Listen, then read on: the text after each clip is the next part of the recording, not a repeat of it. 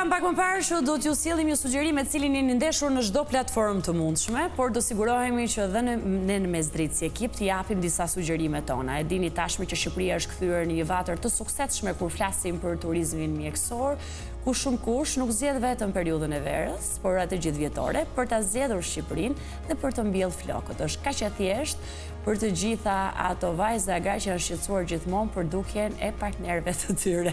Dhe nuk do flasim vetëm për rastet që ne njohim, por dhe personazhet e famshëm publik sot që kanë bërë këtë gjë. Me të drejtë, nuk është më thjesht nevojë shëndetësore, është totalisht kujdes për veten, shumë pikpyetje, pikçuditëse që kemi për mbjelljen e flokëve, për transplantin, për procedurën, informacionet që duhet të dim, fazën e rikuperimit, kush kualifikohet e kush jo, të gjitha i marrin vesh tani. Në qoftë se ka një slogan që rri në kokën time pa paguar qira është të gjithë në advanced.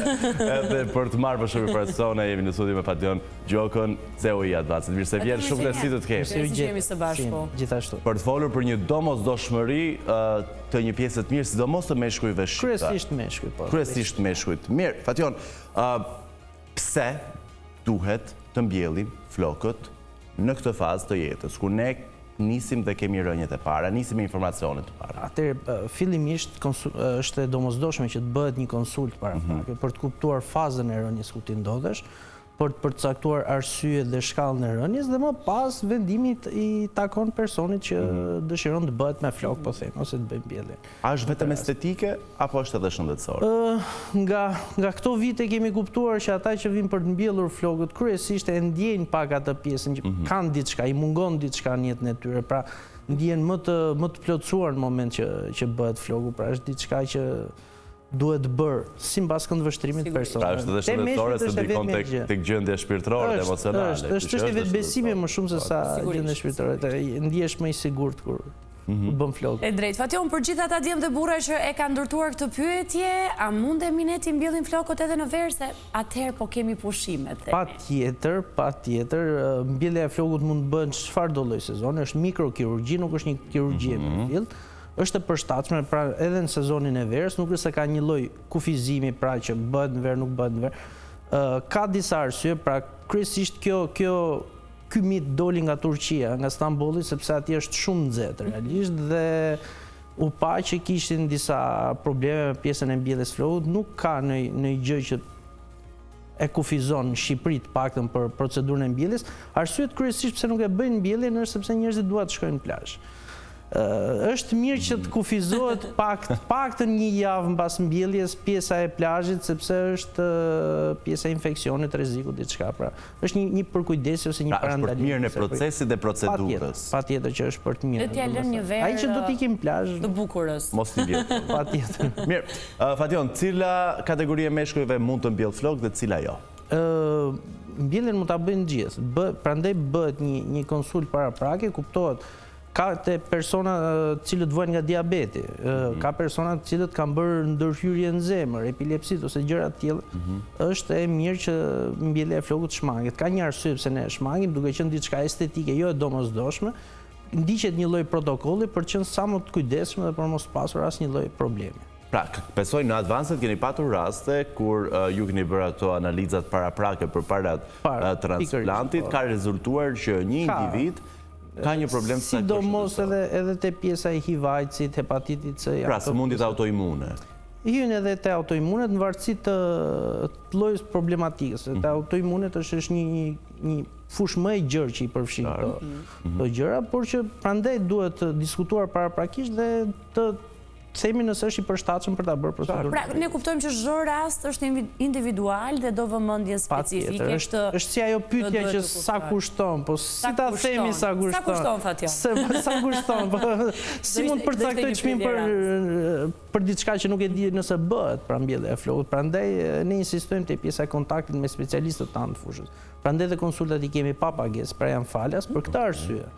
Që njerëzit vinë të marrin informacion, të jenë të mirë informuar, nuk dështon asnjëherë mbjellja e flokut, dështon gjithmonë konsulta që bëhet paraprakisht. Sigurisht. Pra nëse doni të mbjellni flokët, konsulta e parë është falas dhe pyetja ime radhës lidhet me moshën. Mosha më e re që mund të mbjellin flokët dhe mosha gjithashtu, a kemi një moshë më të lartë, më të vjetër? Ka disa lloj kufizimesh, mund të themi. Pra, nëse vjen një 19 apo 20, duhet t'jesh mbi 18 vjeç që të bësh flokët. Sigurisht. Nëse 20 vjeçar vjen dhe do të mbjelli flokët, duhet të marrë një informacion të plot, sepse mund të jetë në fazë rënje. Pra ai nuk është përfunduar komplet faza e rënjes dhe është e domosdoshme që ai të jetë i vetëdijshëm që me kalimin e viteve mund të vazhdojë të biri floku i tij ekzistues, që do të thotë mbas moshës 30 vjeçare për arsye natyrale po themi, rënja e flokut fillon dhe frenohet. Nivelet e testosteronit në trupin e njeriut ulen natyrshëm, fillon plakja dhe kjo është parë ndër vite që fillon dhe frenon dhe rënjen e flokut. Nuk është niveli i testosteronit, se këtu krijohet një keq kuptim. Nuk është niveli i testosteronit që ndikon te rënja e flokut, janë receptorët që përthithin testosteronin te pjesa e flokut. Anash dhe mbrapa këta receptorë nuk janë të ndjeshëm, nuk e përthithin testosteronin dhe nuk ka rënje. Prandaj dhe garancia për flokun e mbjellë është e përhershme, sepse merret nga zonë gjenetikisht e përhershme. E qartë. Ishte pak e gjatë. Jo, sqarimet janë të gjata kryesisht. Si qëndron e vërteta, jo po 3.000 fije, 4.000 fije, 5.000 rënjë? Ajo është punë e marketingut pastaj, numri e rënjëve. Nuk mund të përcaktohet. Që të orientojmë pak publikun, si qëndron e vërteta dhe ta kuptoj që nuk është çështje numrash. Atëherë lozet me këtë pjesën e numra, luhet shumë, sidomos tani që klinikat janë shtuar në të gjithë botën, kanë atë tendencën që numri i madh i rënjëve është dhe një rezultat i mirë, po jo, nuk funksionon kështu, sepse ka shumë faktorë që ndikojnë te dalja e flokut. Është, siç tham, gjenetika, metabolizmi, arrin trupi jot, për shembull, pash një herë një reklam thoshte 8.000 grafte. Po që të marrësh 8.000 grafte dhe të bësh një, do të thotë që personi ka nevojë për 2 seanca. Seancën e dytë që do i marrësh asgjë, se s'ka më zonë donore, pjesa dhuruese. E para, e dyta, arrin metabolizmi të ushqit gjithë këto flokë, më kupton? Ka shumë diskutime që hyjet në disa terma pastaj që nuk dihet tamam se si ata mundohet ta menaxhojnë. Pra numri i është në varësi të rastit. Në varësi të zonës që do punohet, sepse nëse për shembull marrim Sirianin si rast. Po, rastin. Nuk mund t'i reklamojnë në Sirianit 6.000 grafte. Përse? Por nuk ka hapësirë ku do i vendosë. Më kupton, nuk është. Për çështje marketingu pastaj bëhet kjo pjesa e numrit të rënjëve, por që për mendimin tim nuk është diçka reale. Nuk mund ta përcaktosh ti numrin eksakt të rënjëve, mund të bësh një parashikim. Qartë. Pra, po se e morëm Sirianin. Ju Sirianin duhet ta marrim si rast, se kam thënë shpeshherë ankohet për flokët. Po kemi ardhur me makinë punës, do ta marrim. Do ta merrni në klinikë. Do ta çojmë në klinikë. Po. Mirë se kemi kohë sa duhet për ta patur në program. Jam kryeshtare se Fationi do ketë kohë të merret me Sirianin, por personazhet VIP që të kanë surprizuar me rezultatin e tyre kanë ardhur pa flok. Dhe janë bërë me flok. Ç'të thuash? Kur bënim intervista deri para 1-2 vitesh ishim pak problem të përmendje emra, por tani është bërë diçka normale dhe nuk ka më komplekse. Një nga rezultatet që mua më pëlqen realisht dhe që kemi arritur është Endri Prifti, këngëtari, është nga rezultatet. Një nga vëllezërit Goçar. Po, njëri është me flok, Stefi është me flok. Ai që kishte në. Po, Endri është edhe pastaj Castro, cili ka Castro Zizo, po. Domethënë Castro është bërë për reklam shamposhten. Po. Do na paguaj. Duhet i marrësh përqindje, E përshëndesim me shumë dashamirësi. Se kemi mikë shumë të mirë programit. Pra, Endri Priftit dhe Castro Zizo. Po. Ka shumë personazhe, duhet futemi te shumë personazhe, të gjithë personazhet. Duhet i marrim një nga një. Tani, unë këtë duhet kuptoj. Këtë duhet kuptoj.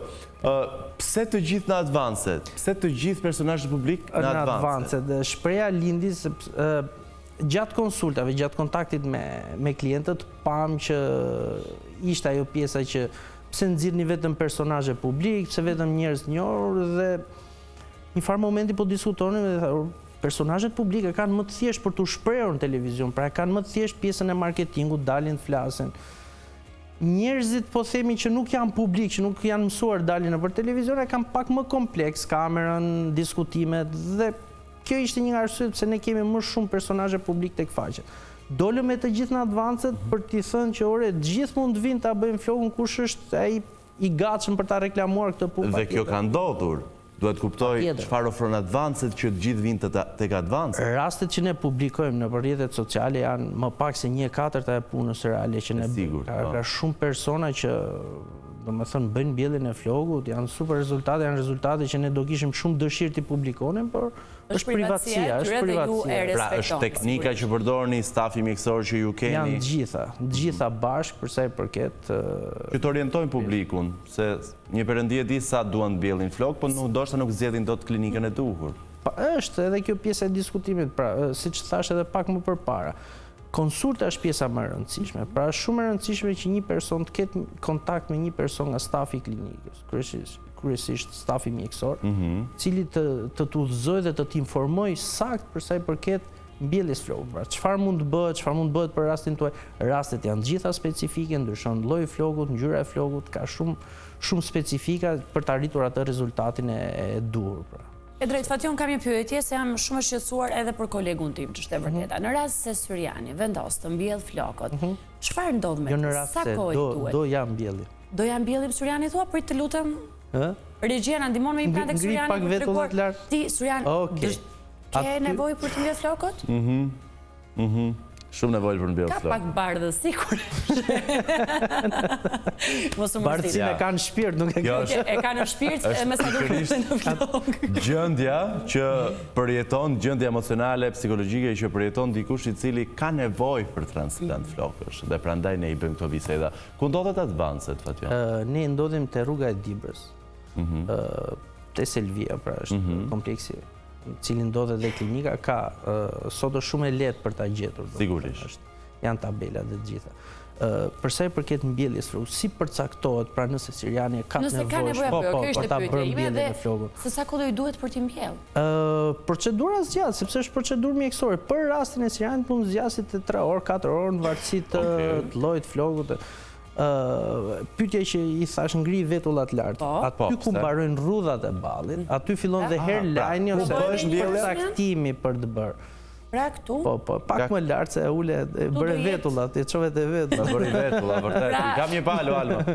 Pra, mbjellja flokëve nuk bëhet poshtë Jo, sepse është muskull dhe në momentin që ti do bësh mimika në transmetim live, herë lajni do lëvizi bashkë me muskullin dhe nuk është diçka e bukur apo natyrale për t'u parë për sa i përket rezultatit. Është testi mirë që djemt dhe burrat që kanë që e ndjejnë që duan të bëjnë mbjelljen e flokëve, se është e rëndësishme edhe të ketë një vendim që merret nga ata, të shkojnë përpara pasqyrës dhe të shohin se pjesën e tyre e flokëve duke bërë këtë veprimin që po bëjnë. Unë këtu si bëj duhet më lart. Pak më sipër që mos të bëjmë vetulla, thamë. Gjithsesi, nëse do vish për të mbjellë flokët, do të masim, do të vëmë metrin. Okej, besoj bëhet ai procesi vizimit. Patjetër do japësh aprovimin, se pa aprovimin tuaj nuk mund të bëhet. Nëse Syrianin e merrni për të mbjellë flokët, sa kohë duhet më pas rikuperim? Mbas procedurës mbjelljes, gjitha udhëzimet do merren me shkrim. Një person nga stafi mjekësor do të shpjegoj të gjitha procedurat, nga dita e parë deri ditën e 10 se çfarë ti do bësh. Pra, do i kesh çdo gjë të shkruar. Nëse ti nuk kupton ose harron diçka nga ato që ne të shpjeguam, patjetër që do kesh dhe një numër kontakti me stafin që ti të komunikosh për çdo pyetje, për çdo paqartësi apo çfarë do. Për shembull, ka telefonata, dikush mori një ditë telefon tha mund pi Red Bull. Pipi energji. Çfarë s'duhet pirë, konsumuar? Jo, më mund të pi, nuk ka asnjë lloj kufizimi para transplantit? Ishte mbas transplantit, ishte diku ke 4-5 ditë mbas transplantit, a mund të konsumoj një pi energjike. Është diçka që mund. Pra, ai numri kontaktit është aty për çdo pyetje normale apo anormale. Ideja është që nuk ka një kufizim. Duhet kujdesi 2 ditë e para, sepse rënja është në sipërfaqe të lëkurës dhe ato 2 ditë duhet krijojnë enzimat e gjakut që do ushqejnë, që do lidhin rënjë dhe pastaj ajo do prodhoj fjen e flogut. Flogu i mbjell del siç i del një fëmijë të vogël për herë të parë flogu. Nga 1 muaj e gjysmë deri në 12 muaj nga momenti i mbjelljes. Në rast se ti vjen nesër për të mbjell flokët, ne nuk do të kemi në fund të muajit me flok. Pra është një proces që ajo do kohën e vet. Për sa i përket patjetër që edhe kujdesi, asistenca që ne ofrojmë mbas mbjelljes është shumë e rëndësishme për të arritur një rezultat përfundimtar shumë të mirë. Çfarë nuk duhet të bëj dikush pasi ka mbjellur flokët? Pra, një sjellje që s'duhet bërë kategorikisht pasi ka bërë transplantin e flokëve. Një nga gabimet më të shumta që ndodhin mbas mbjelljes flokut është momenti kur hyn edhe dalin nga makina. Pra direkt mbas procedurës është ajo pjesa e kujdesit, pra nuk duhet ta prekësh, nuk duhet ngresh presha të rënda, duhet të jesh i kujdesshëm me pjesën e prekjes për sa i përket mbjelljes. Po larja? Larja bëhet ditën e tretë, është larje normale, nuk është se Normale. kanë, po është një lloj solucioni që ne përdorim mbas mbjelljes flokut. Kuptohet që ai jepet nga klinika mbas mbjelljes. Ajo pantenol është kryesisht përdoret për 10 ditë mbas mbjelljes, është për të zbutur këtë pjesën e koreve dhe për të pastruar zonën e mbjelljes. Pas 10 ditësh është patjetër e domosdoshme që zona të jetë 100% e pastër, pra siç ka qenë para procedurës. 10 ditësh. 10 ditësh duhet të jetë patjetër. Nuk duhet kemi kore. Nuk duhet kemi kore në varësi dhe të llojit lëkurës, dikujt i bjen pak më shpejt, dikujt pak më është në varësi. Pra kapele nuk mban dot. Për 2 javë ne nuk e rekomandojmë kapelen. 10 ditë 2 javë është mirë, duke parë dhe ecurinë, sepse rastet janë specifike, nuk mund të po flasim duket sikur po ja caktojmë Siriani çfarë do bësh ditë të Siriani ka tashmë të qartë. Ato po bëjnë. Ato po bëjnë. Unë po dëgjoj, po pyes se informohem. Po ju çuna, keni nevojë të mbyllni ndonjë fije? 1, 2, shoh 3 të interesuar, por jo një kosir se kemi çështjen e punës. Mirë, makina e kam poshtë tek Selvia tek rruga Dibrës, shkojmë tek Advanced. Ja mbjellim të çunave në kamera. Çfarë duhet të dim? Diçka që ndoshta ne kemi harruar ta përmendim, por që gjithë ata që janë gati për transplant duhet ta kenë parasysh. Mbjellja e flokut është procedurë shumë e thjeshtë. Është njësoj si të shkosh te dentisti, bëhet me anestezi lokale. Nuk është një operacion i mirëfillt, po themi. Mos të kenë frikë burrat. Mos të kenë frikë, pra nuk është diçka. Është pyetja $1 milion që e bëjnë. A ka dhimbje gjëra transplantit flokëve Fation? Është dhimbja është relative. Ti ndoshta ke dhimbje, unë s'kam dhimbje, dikush tjetër. Unë kupton është diçka që nuk di të ta them. Po nga eksperienca e pacientëve, çfarë keni kuptuar? Si është si procedurë? Atëherë ka persona që thonë ishte shumë herë më e thjeshtë nga ajo që unë kisha menduar. Pra, kur ti para përgatitesh me pjesën që do kem dhimbje, dhe kur vjen atje shikon që nuk është njësoj si te dentisti, bëhet një pirje lokale, do ndjesh 2-3 pickimet e fillimit dhe pastaj mund të përdorësh telefonin lirisht. Po bëre në video live akoma më mirë për ne se reklama. Kam një pyetje shumë të rëndësishme, se ndonjëherë ndeshem me burra që mund të kenë mbjellë flokët keq. Mund të bësh njëri mbjellje të dytë për ta korrigjuar të parën? Patjetër që mund të bëhet një seancë e dytë, është madje kur sipërfaqja është shumë e madhe, është e rekomanduar që ndahet me 2 seanca. Pra bëhet një përqendrim më i madh te pjesa përpara dhe avash mbulohet dhe pjesa tjetër me densitet më të ulët gjithmonë, sepse nuk mund të mbahet i njëjti densitet sipërfaqja kur është e madhe. Prestin Syrianit është shumë e thjeshtë, bëhet pa pikë problem. Sepse hapësira është edhe shumë e vogël. Në mungesë. Morëm si etalon si njësi matë. Po shqetësosha për popullin Fation deri në këto momente, tani fol për veten tënde. Jemi në hallin e përbashkët, pra na bashkon në njëjti hall. Tani flasim për Syrianin si individ, sepse un kam një periudhë të gjatë kohore që e vuaj pak rënjen e flokëve. Është me sa di rënje flokësh alopeci androgene? Androgenetike, po. Pra, që praktikisht... marrë prej dikujt. Nuk është e thënë vetëm babaja. Mund të jetë dikush në rrugën familjar. Çfarë duhet të bëj? Shifja. Hapi parë do vish në klinikë se nuk mund t'i shoh këtu. Nuk mund t'i shoh këtu. Hapi parë është ekzamimi. Do vish në klinikë. Do shikohet pak zona përmes dermatoskopit që është një pajisje që shikon distrofin apo hollimin e fjes flokut. Do përcaktojmë zonat ku ne na duhet për të mbushur me flok. Sigurisht për rastin tënd është e rekomandueshme që të qethet koka zero. Pse? Duke qenë e qethur ne kemi mundësi të shohim hapësirat boshe, pra është më e lehtë për stafin mjekësor për të përcaktuar zonat ku ne duhet bëhet mbushje. Në moment që bëhet qethja, pastaj bëhet dhe mbulimi i zonës me rrjetin e flokut. Mund të bëhet dhe pa qethje, por kuptohet që do jetë më e kufizuar për sa i përket zonës për të mbuluar. Dhe tham pak më herët që kjo është një... Pjesa e herlanit do përcaktohet aty ku mbarojnë rrudhat e ballit. Edhe një rrudha të t'i shohim? Se gjitha mendim dhe dije janë. Kur e mendoj. Lëvizë pak, pulë ngrije. Okej.